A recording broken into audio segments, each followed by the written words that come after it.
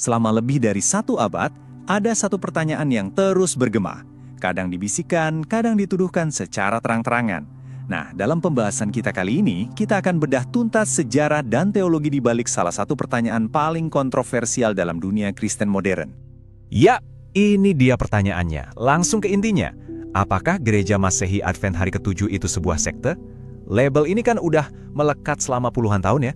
Bikin bingung, bikin perdebatan. Oke, untuk bisa menjawab ini kita harus lihat dulu akarnya, kita harus kembali ke awal mulanya. Oke, sekarang kita masuk ke bagian pertama. Kita akan mundur jauh ke belakang, ke abad 19 dan awal abad 20. Kenapa? Karena disinilah narasi sekte atau bidat itu pertama kali muncul. Pertanyaannya, apa sih yang sebenarnya memicu semua tuduhan ini?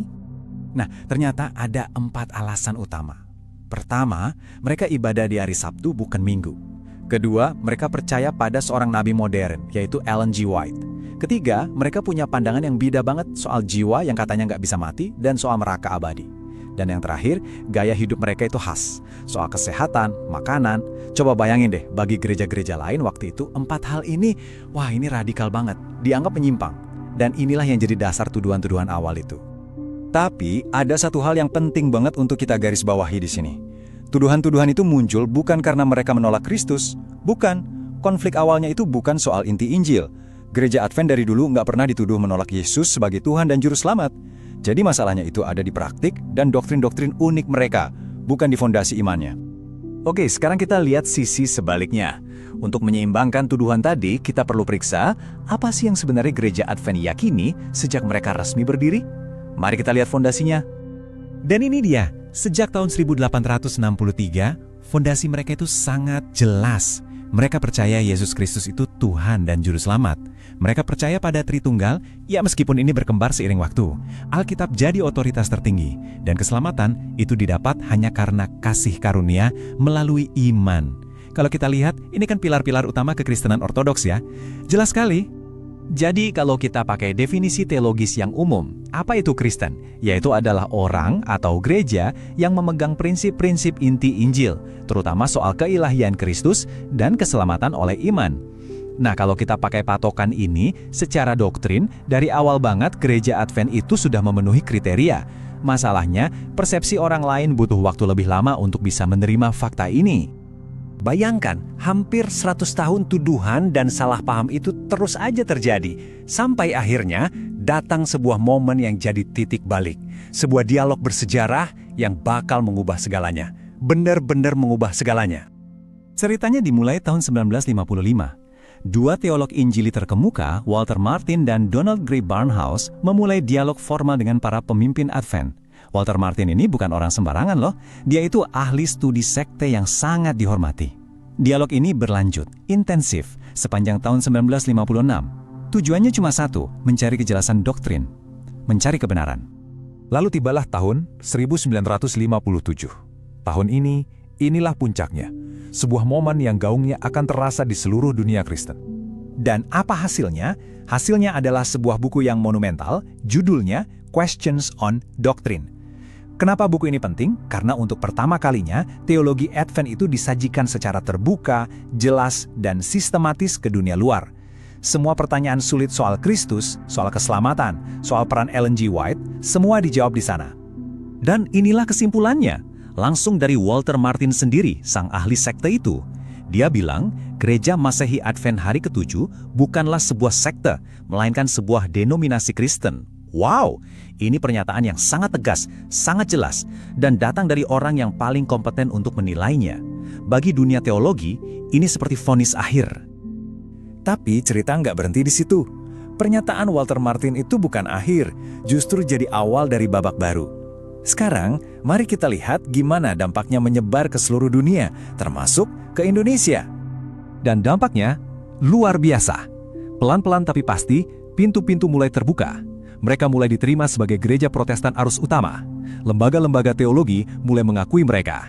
Universitas-universitas Kristen juga. Sampai akhirnya, di hampir semua negara, mereka terdaftar sebagai bagian dari agama Kristen. Jadi, secara akademis, label sekte itu udah gugur. Nah, ini juga terjadi di negara kita di Indonesia. Gereja Masehi Advent Hari ke-7 atau yang biasa kita kenal GMAH itu diakui secara resmi oleh negara sebagai bagian dari Kristen Protestan. Dan bukan cuma itu loh, mereka bahkan jadi anggota PGI, Persekutuan Gereja-Gereja di Indonesia. Ini benar-benar menegaskan posisi mereka di arus utama kekristenan Indonesia. Oke, pertanyaannya sekarang. Kalau para ahli dan bahkan pemerintah udah kasih kejelasan, kenapa ya kok sampai hari ini kita masih aja dengar tuduhan sekte itu? Nah, ini membawa kita ke masalah klasik, misinformasi. Jadi, ada beberapa alasan kenapa misinformasi ini awet. Pertama, buku-buku lama yang ditulis sebelum tahun 1957 itu masih banyak beredar. Isinya ya argumen-argumen kuno itu. Kedua, banyak orang yang nggak paham apa sih definisi teologis dari sekte itu.